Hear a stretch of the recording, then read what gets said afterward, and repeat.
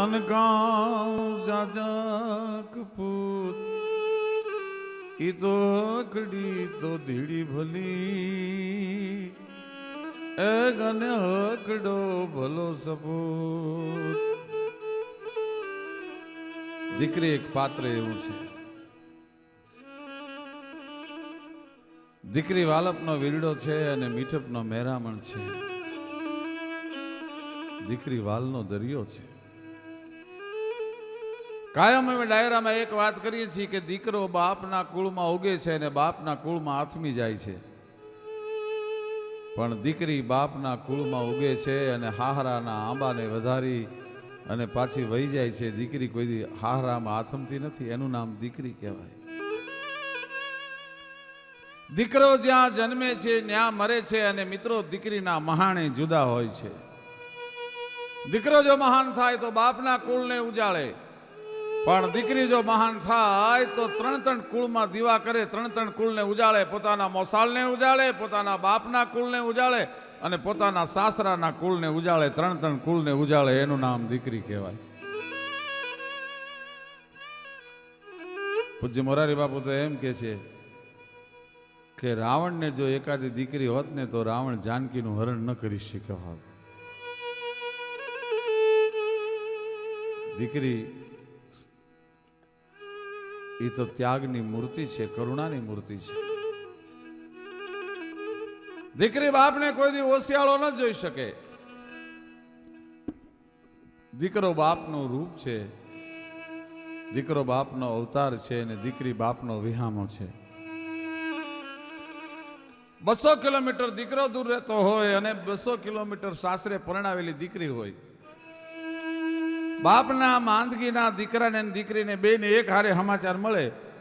દીકરાને આવતા કદાચ 2 કલાક વાર લાગે, પણ દીકરી છે એ બાપના માંદગીના સમાચાર સાંભળી અને દીકરા પહેલા બાપના માંદગીના બિછાને આવીને માથે હાથ ફેરવતી બેઠી હોય, એનું નામ દીકરી કહેવાય. આપણા દેશમાં એવી દીકરીઓ જન્મી, એને બાપને કોઈ દી ઓસિયાળો ન થવા દીધો. શું દીકરીનો ત્યાગ છે, શું દીકરીનું સમર્પણ છે. સમી સાંજનો ઢોલ ઢબુકતો જાન ઉગલતી માલે, કેસરિયાળો સાફો ઘરનું હોળીનું લઈને હાલે.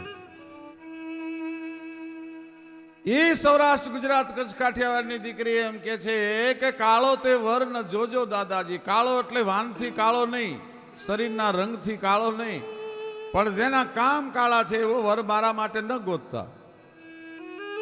એક ગોરો તે વર ન જોજો દાદાજી, આછકલો હોય એવો વર ન ગોતતા.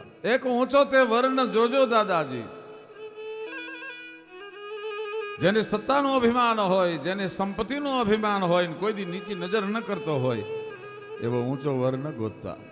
એક નીચો તે વર ન જોજો દાદાજી. નીચો એટલે ઠીંગણો એમ નહીં, પણ સંપત્તિની ઉપર બેઠો છે, સત્તાના આસનની ઉપર બેઠો છે, વિદ્વતાની ટોચ ઉપર બેઠો છે અને જેની ગીધના જેવી નીચી દ્રષ્ટિ છે એવો ગીધડા જેવો વર ન ગોતતા.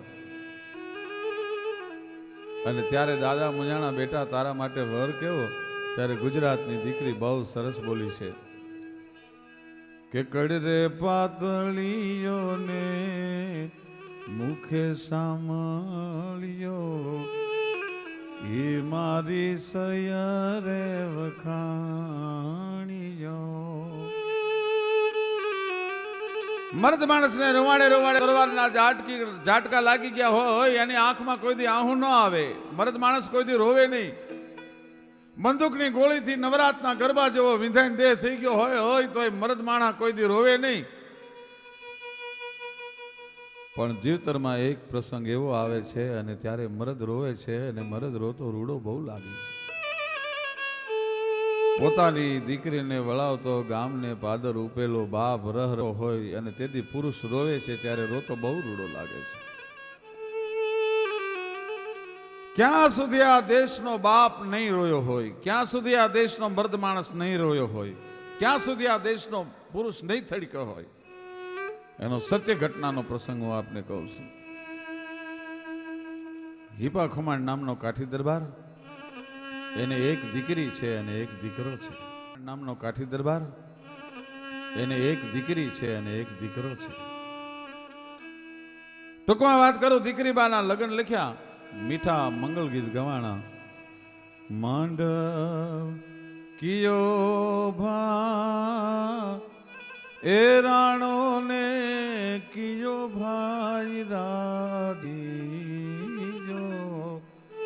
માંડવ કિયો ભા એ બાલાલો ભાણે જ એ દાદા રે જીનો ગા માંડવ. મીઠા મંગળ ગીત ગવાય છે. એ ઢોલીડા ડેલી બારણે ઢોલડિયા ડેલી બારણે હરણાયો વાગે રે સાયર માંડવે શરણાયો વાગે રે સાયર માંડવે.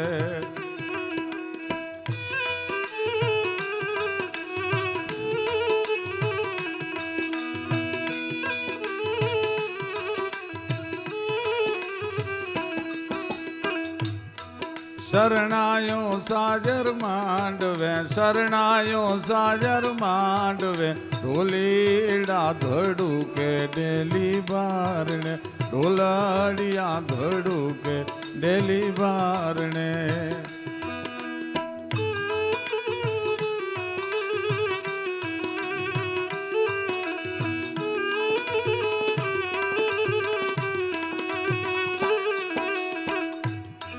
બેન દેમાં ડગલે ફેરા ફરો બાઈ દેમાં ડગલે ફેરા ફરો માંડવડો સુનો રે સૂરજ ઉગતા. માંડવડો સુનો રે સૂરજ ઉગતા.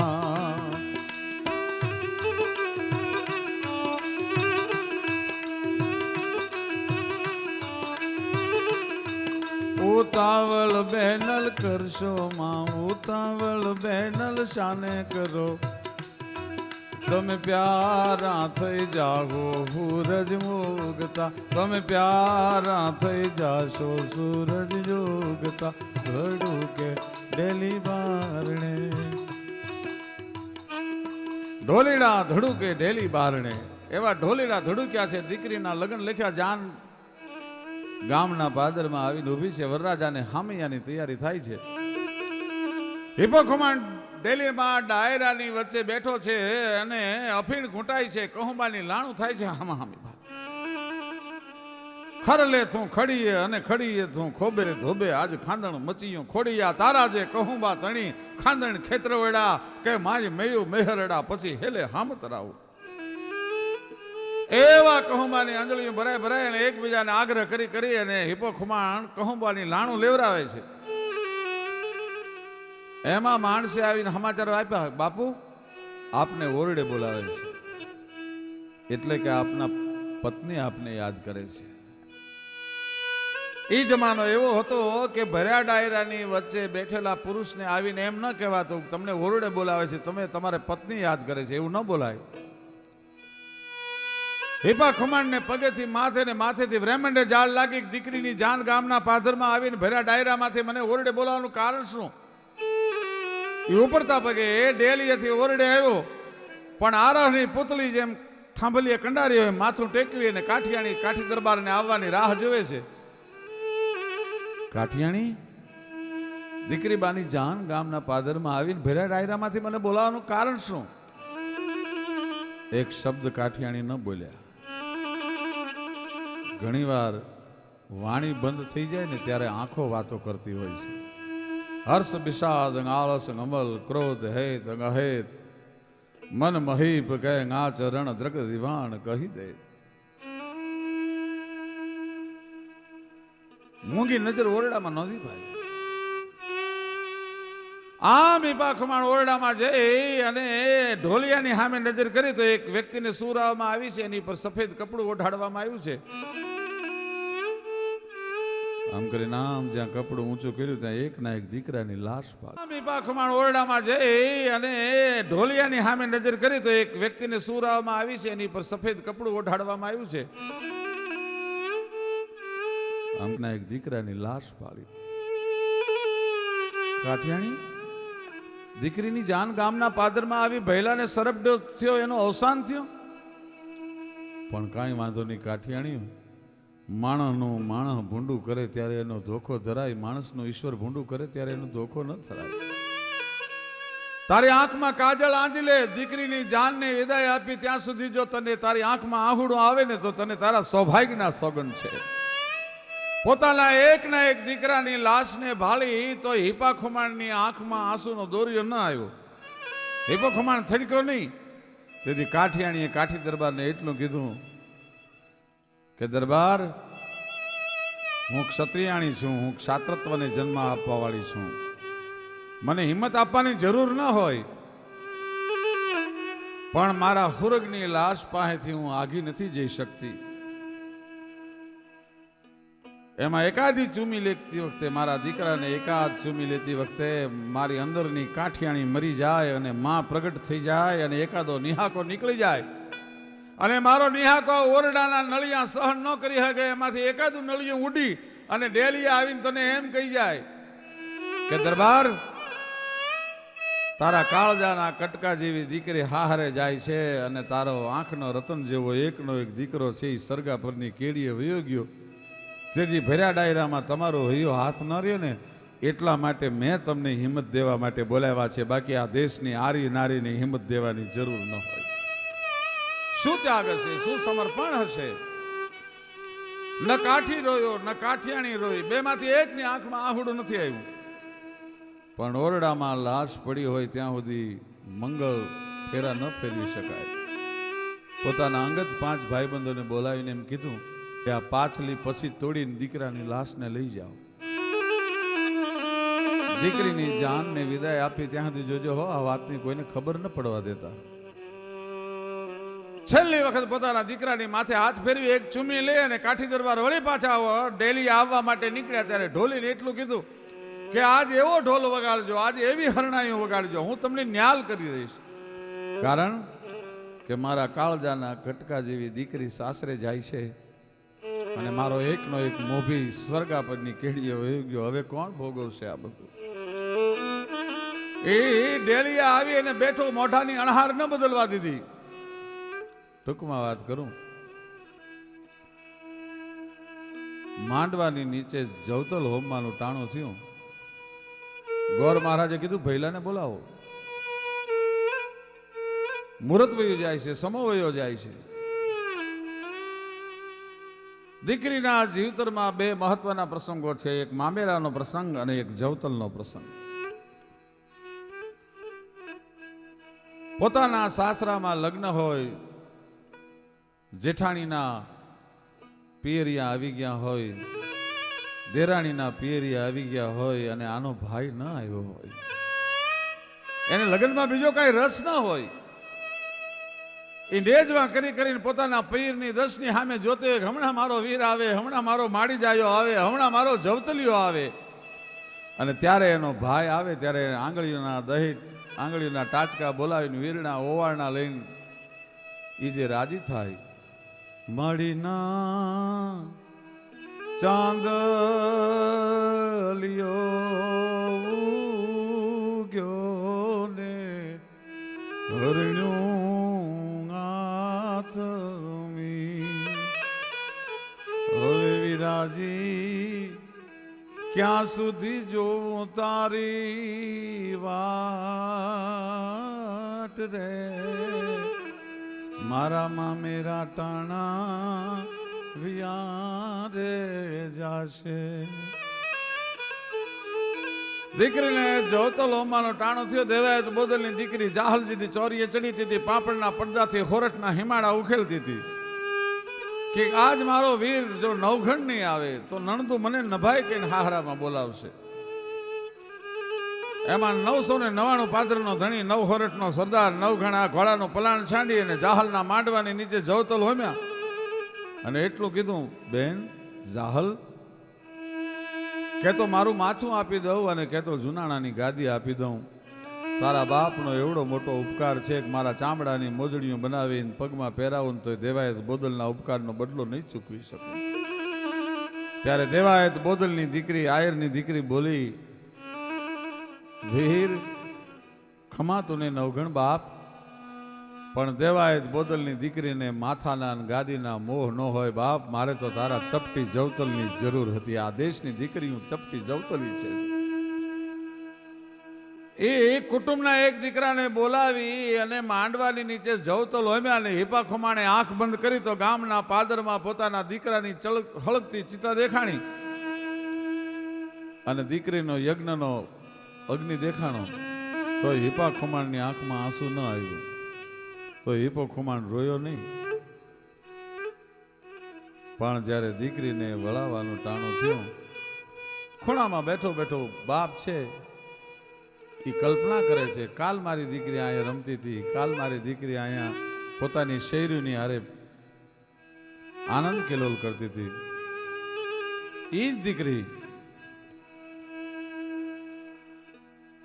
બેન કાલ ઉઘાડે મોઢે આટા મારતી, પણ આજ પડ્યા માથે ઘૂંઘટડાના ઘેર સમજો હાલી સાસ રે, સમજો હાલી સાસ રે. બધાય મળવા માટે ગયા અને એમાં જ્યારે હિપો ખુમાણ મળવા માટે ગયા, જીવતરની તમામ હિંમતને ભેળી કરી ત્યારે માંડ એટલો હાથ ઊંચો થયો, દીકરીને માથે હાથ મૂક્યો. બેટા બેટા થાજે, એ સુખી થાજે શબ્દની હારે નાનું છોકરું રોવે એમ હિપો ખુમાણ રોવા માંડ્યો. અત્યાર સુધી જે ન ડગેલો પુરુષ યાદ પોતાની દીકરીને વળાવતો બાપ રોવા માંડ્યો. શું કામ કે કાલ જા કેરો કટકો મારો ગાંઠથી છૂટી ગયો અને ઓલી મમતા રૂવે જેમ વેલુમાં એ જોને વીરડો ફૂટી ગયો. આજ કાળ જા કેરો કટકો મારો અને લૂંટાઈ ગયો મારો લાડ ખજાનો. અને કવિ દાદ કે હું જોતો રહ્યો, લૂંટાઈ ગયો મારો લાડ ખજાનો. અને કવિ દાદ કે હું જોતો રહ્યો, અરે જાન ગજી જાણે મારો જાન લજી. અને હવે આ તો હુનો માંડવડો એ કાળ જા કેરો કટકો